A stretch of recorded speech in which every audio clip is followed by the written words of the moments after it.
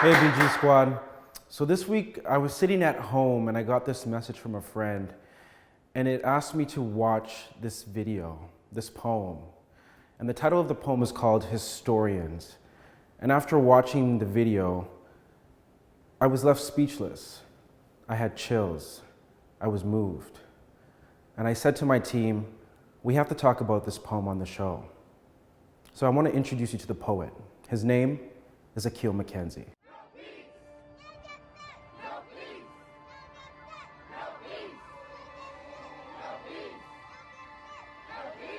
Historians. Do you know a black man without a job? I don't. For the moment we are born, we are given the part-time job as a warrior.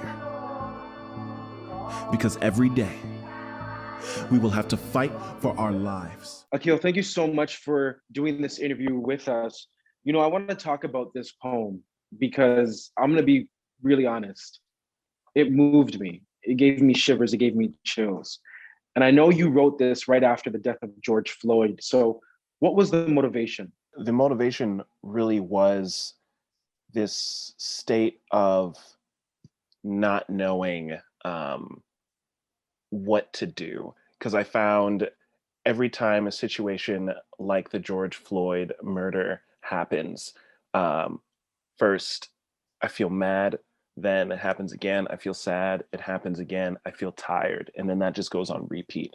I am tired that every Black History Month, when I go to write a poem, I have new material to talk about. To see my brothers and sisters marching down the streets and being attacked, violated, and killed over them fighting for their rights, I was just in this space of like, what else is there to do? So I wrote this piece, and I was hoping this piece would provide two things. And that's one, hope for the people in whom are affected by everything that is happening. And then secondly, understanding for the people who aren't affected.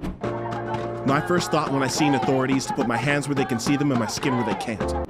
I feel like every second of that 4-minute video for the poem, I was captivated.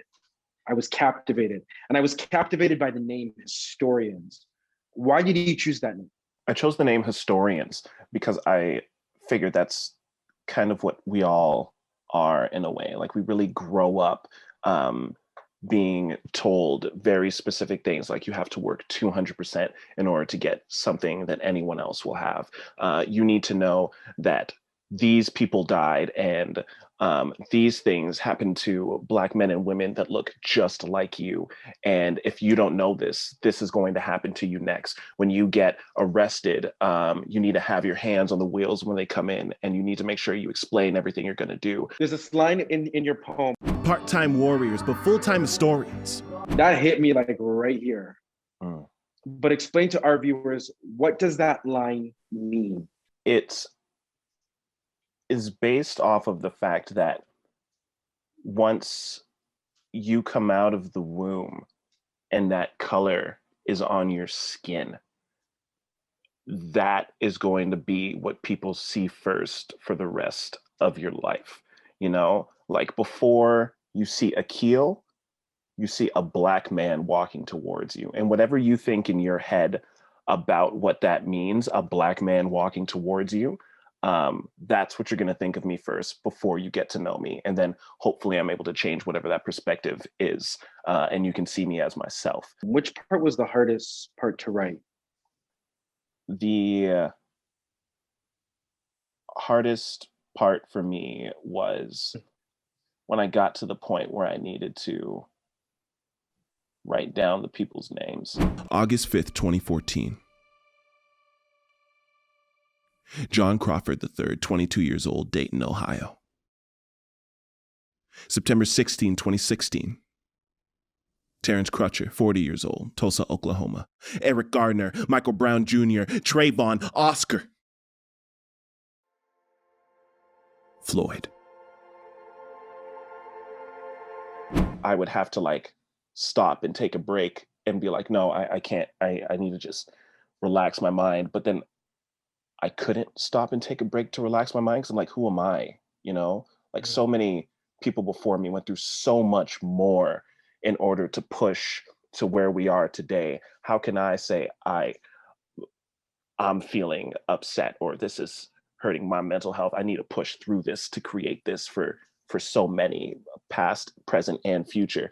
And that was really the most difficult part in the creation process for me. Just the feeling the pressure of everything and everyone, and just wanting to do it right. One of the ways that you end off the poem, and I want to make sure I read it correctly, is that you say, "We are historians, Mhm.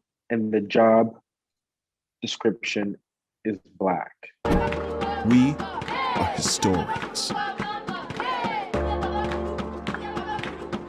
And the job description is Black. For people who are not Black, and I'm sure so many people who aren't Black felt something when they watched your piece, what was the last thing that you wanted them to leave with?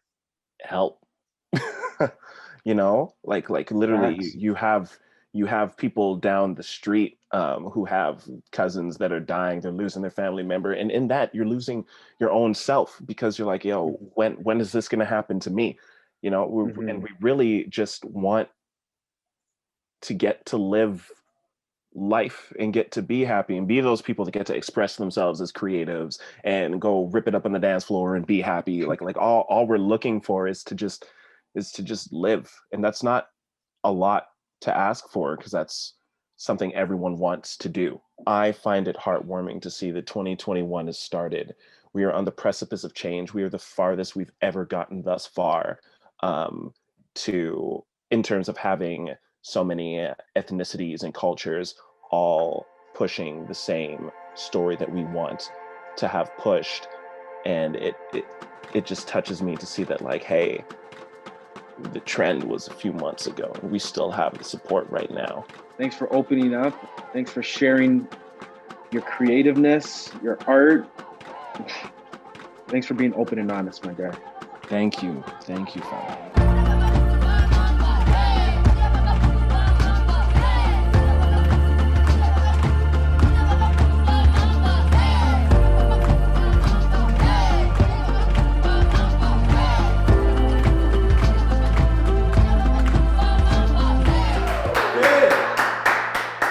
Right? Did you feel that? Because I did, just like the first time I watched it. And if you want to follow Akil, take a look at his handles and show him some love as well.